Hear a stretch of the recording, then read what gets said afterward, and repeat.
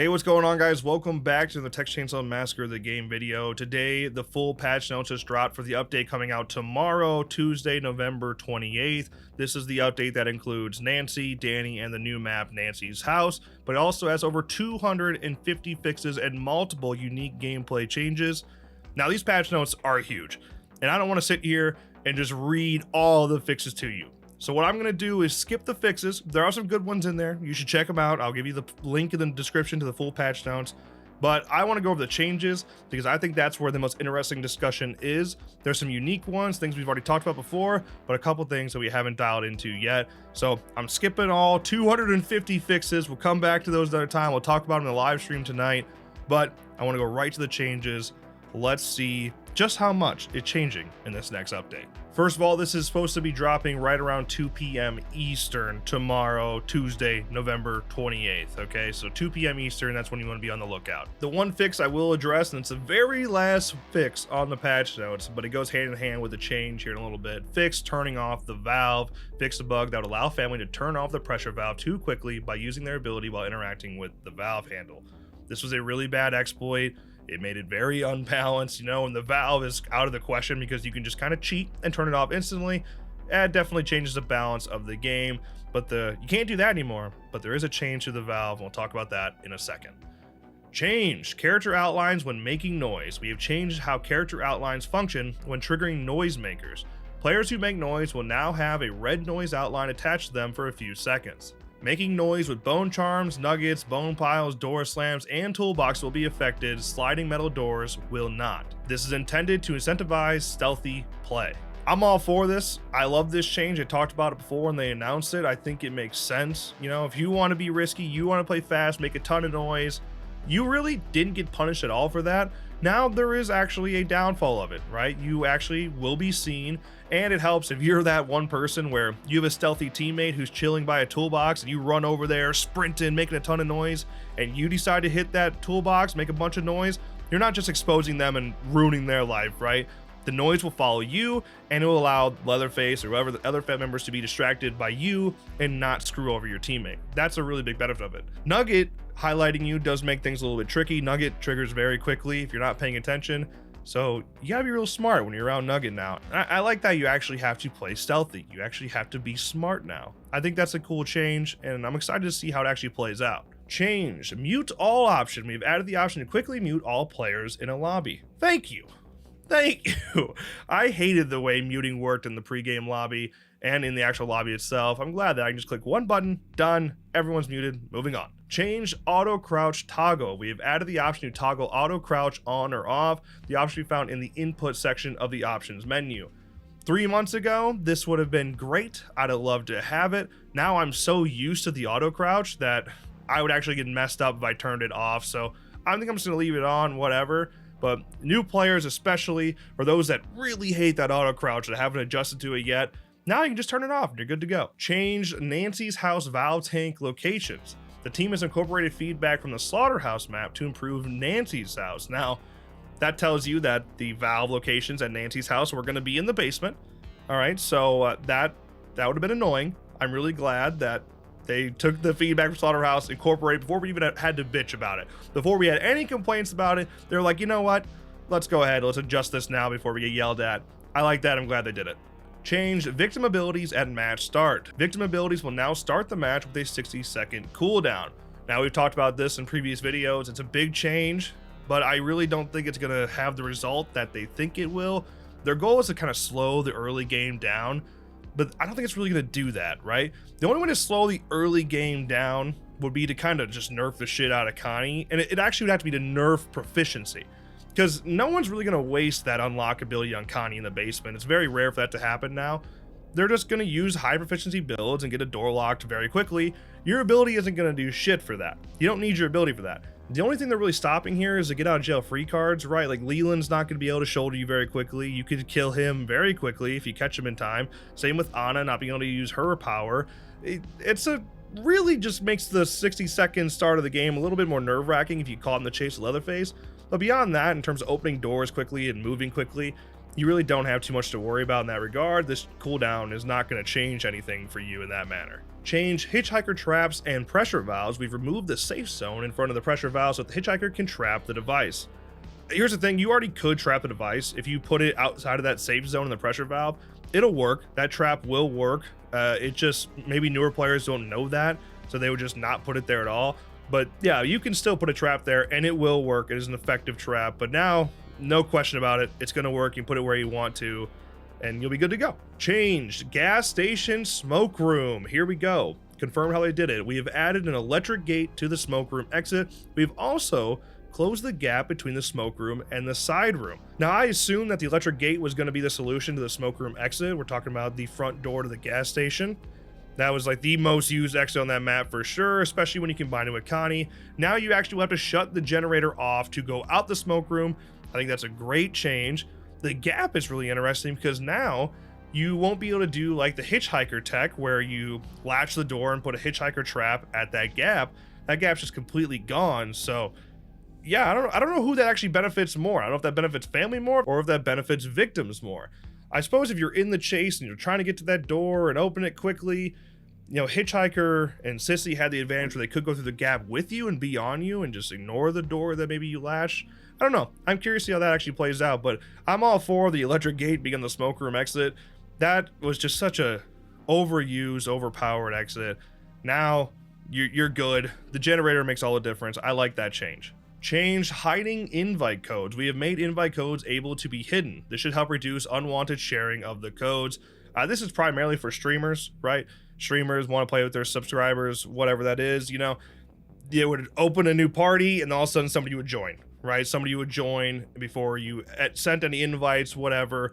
And that's really obnoxious. You don't want to be stuck there kicking people. You want to play with who you want to play with, right? You don't want people jumping into your games when they're not invited. Change valve pressurizing after close. When family closes the valve, it will now build pressure back up, reducing victim progress towards the gate opening.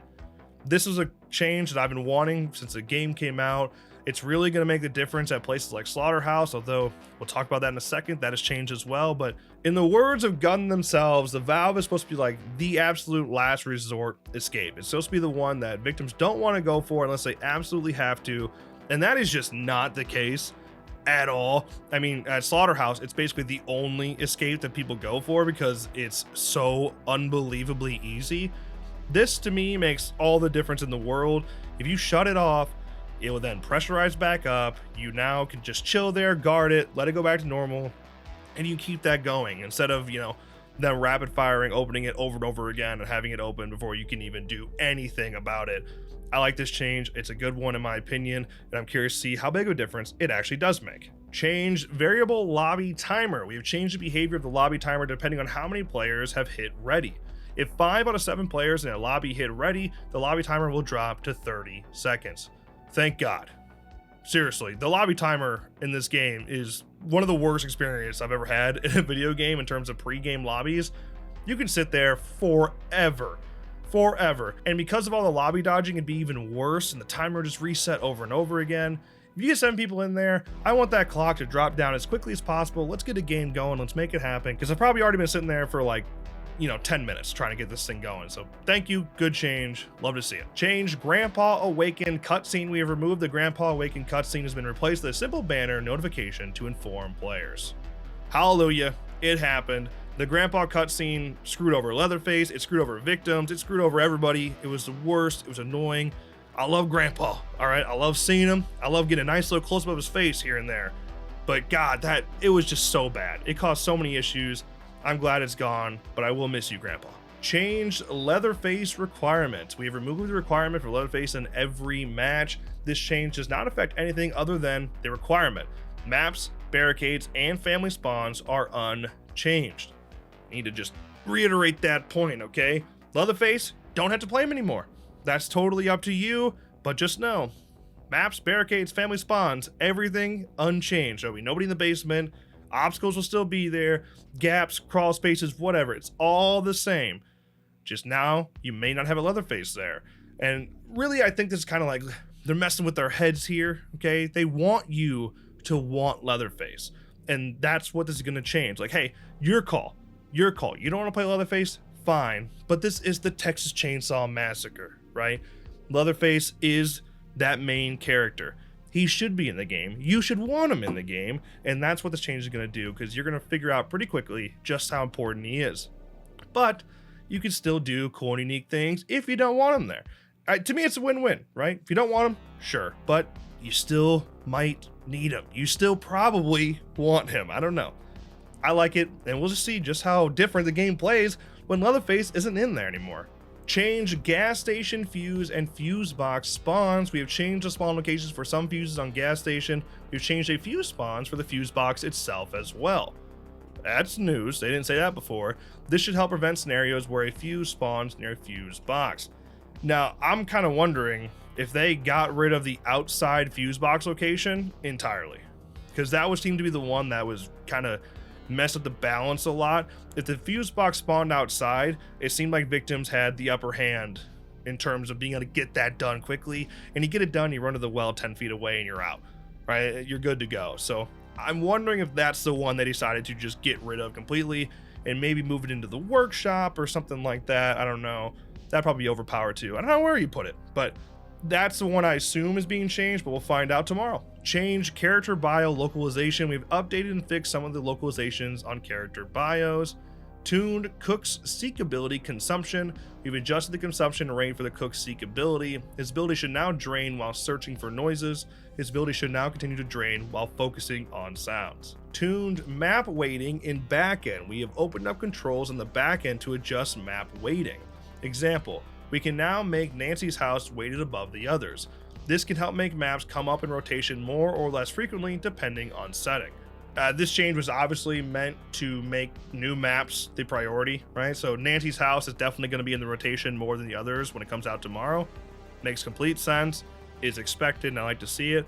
It's funny because a lot of people are thinking that it was already a thing. It's like, man, I swear to God, I played, Slaughterhouse 100 times in a row, or I played Family House 100 times in a row. No, that's just the way it works. There's only 3 maps. Sometimes that's what happens. You flip a coin, you're not going to get heads, tails over and over again, back and forth. Sometimes you're going to flip heads 10 times in a row or whatever. That's how it worked with the maps too. But now they can, if they want to, they can make a map more frequent. And I like that. Tuned various telemetry data events. Telemetry data can help the team balance the game as designed. This will help us more accurately balance parameters based on data. We've also disabled some unneeded events to preserve performance. The following parameters can now be tracked more accurately: specific character and specific noise trigger, time spent in matchmaking, time spent in lobby, time spent in match, customization elements and popularity, platform details for network air events, match abandoned, family disabling fuse box, perk levels at match start, ability levels at match start. So that's a lot. That's a lot of things that they can now track, which I'm kind of surprised they couldn't track before, or maybe they could and this is just a little bit more detailed.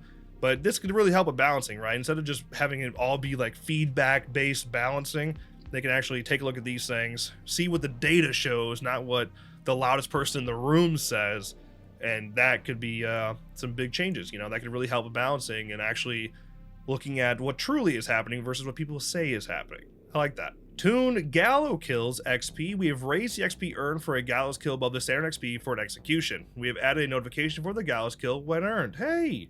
That's nice. Gallows kills are really hard to get, right? I mean, if you were hunting for that achievement, they're pretty difficult to get, especially if you're like solo queuing, because people steal your kill all the freaking time. It's crazy. This should help at least make you feel a little bit more, satisfied when you get one, right? At least you get a little bit more XP. You can go for it. You earned it. That's nice. Tuned Nicotero Saw volume. We have adjusted the volume for the Nicotero Saw. The volume of the saw has been increased to bring it more in line with the default saw. I could have sworn this was already done before, but I think they're just kind of doubling down and putting those patch notes here so people quit talking about it. I'm almost certain this was already in the game in the previous hotfix. I think they already did change the sound. So now, absolute confirmation. There it is. That saw is now louder and should help with the quote-unquote pay-to-win scenario that comes with that Nicotero Leatherface saw. Tuned Cook Tags Duration. We've adjusted the Cook Seek ability tags duration. This is a reduction of the amount of time victims will stay tagged. So if you felt like you were sitting there in red forever, now it shouldn't be as bad. When that cook pulls you up, he ain't pulling you up as long, but he'll still pull you up. Something you should be aware of, all right? Gotta still be smart and stealthy if you want to avoid that. Tuned Johnny Sprint Attack. We have further tuned Johnny's lunge when attacking and sprinting. This brings him more in line with the other family members. In other words, the rapid fire swinging for butterflies Johnny that I'm sure you see or you use or whatever. It's anytime you see a Johnny, that's what they're doing. Can't blame them. I do it myself. That has now been adjusted again, so I imagine you can't swing as fast, or you won't get it quite as big as a lunge again. I don't know. It's already been nerfed once, it's been nerfed again now. We'll see how big of a difference it makes, but man, my boy Johnny, man, no one's gonna play him anymore. It's a shame. Tuned Cook Seek counter. We've adjusted the Seek ability to not detect victims who are crouched and moving slowly. Already was a thing. You can counter Cook Seeking by crouch walking, but now, they doubled down. They adjusted something. I don't know what it is, but they adjusted something. But there you go. Tune Nancy's ability and spotting bonus. Refine the spotted a victim bonus to be more accurate when Nancy activates her ability to avoid potential spam/XP farm. Haven't even heard shit about that ability beyond leaks. So she also, on top of her traps, the barbed wire traps, she has some sort of spotting ability on top of that. Literally have not heard anything on that in terms of actual confirmation from Gun. So there you go. That's interesting. Tuned Wake Up Grandpa. We've adjusted the threshold for waking up Grandpa. It should now require slightly more noise to wake Grandpa up on the victim's side. Auto wake up events will still wake him up normally. So they're encouraging you to be more stealthy. They want you to be more stealthy, but they also want it where Grandpa doesn't wake up as quickly so that family members aren't entering the basement super fast. Pros and cons. Pros and cons here. Play more stealthy, but you also don't have to play as stealthy because Grandpa, whatever. You get it. But I actually kind of like this change. I think he wakes up too fast as well. And honestly, it probably won't even be noticeable. It probably won't even be a unnoticeable change.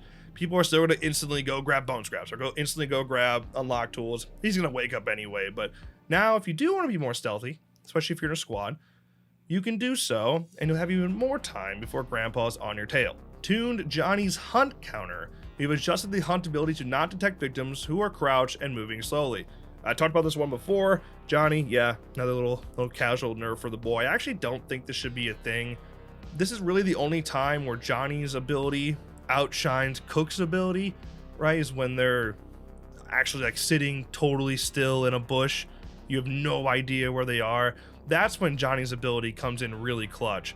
So you find their feet in a bush or something like that, and you've been looking for them forever. It can be really clutch. I can see how it could be overpowered from time to time. Personally, both playing as Johnny and playing against Johnny, I've never really had an issue with him stiffing my feet when he shouldn't be stiffing my feet. But, I get it. I could see how that'd be an issue, but I don't know. It just feels like another nerf to Johnny that's unnecessary. I'm not a big fan of this change, and again, I don't know who's really going to play Johnny anymore. He's pretty weak already, and now he's even weaker. Tuned Slaughterhouse Balance. We have made various changes to Slaughterhouse in order to balance the map accordingly. Valve pressure tanks moved upstairs and out of the basement. Valve pressure tanks, that is plural. All three moved out of the basement. Moved valve handle pickup locations to be further from the tanks. Slaughterhouse building door can now have a padlock added to it. Hey, hold up. That's a big change. That's a huge one. They haven't even talked about that. Slaughterhouse building door can now have a padlock on it. They're talking about the sliding door over there. You can throw a padlock onto that sucker. That's huge. That's a big, big change. So yeah, I'm curious to see how that one's going to play out. That's going to change the balance entirely, and the valve already being moved upstairs.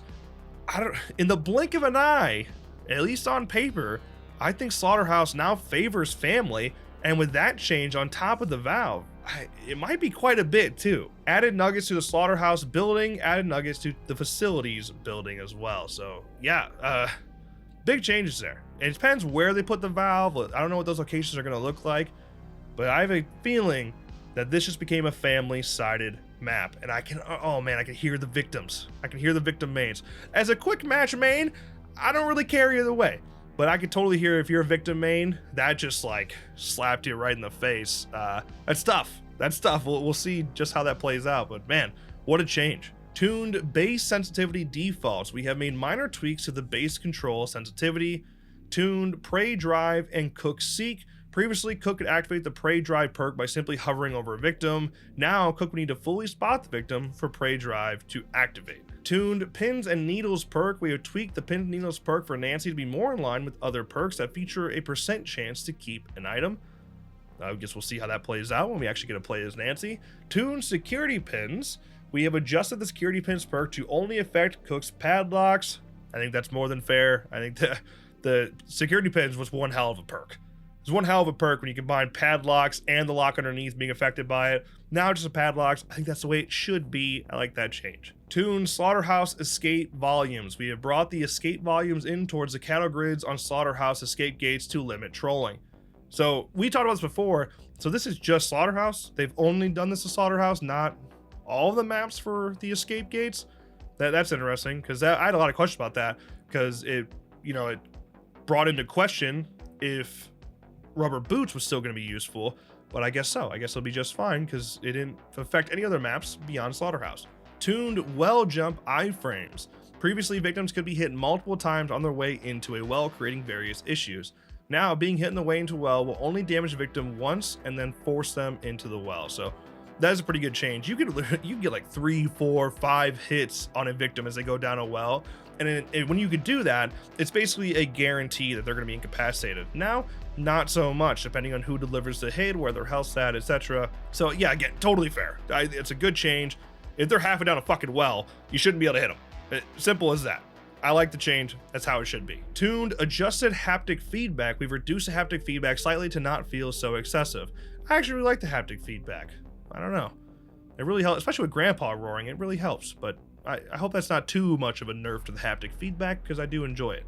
And that's it. All of the changes and tune notes on these patch notes. There is a whole shit ton of fixes still on here. Again, 250 plus of those bad boys. If you want to read the full patch notes, you're welcome to do so. I left a link in the description below. But hey, this is big, man. We got like a new game here. We're playing a new game.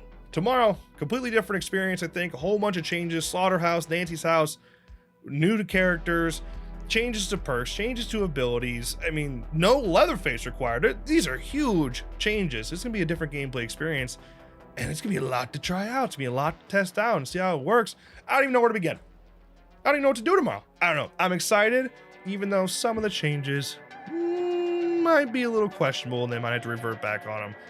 We'll see. But hey, that's my thoughts. Let me know your thoughts in the comments below. But that's gonna wrap this video. If you enjoyed, make sure you drop a like and subscribe to our channel for more updates like this one. And of course, as always, thank you guys so much for watching, and I'll see you in the next one.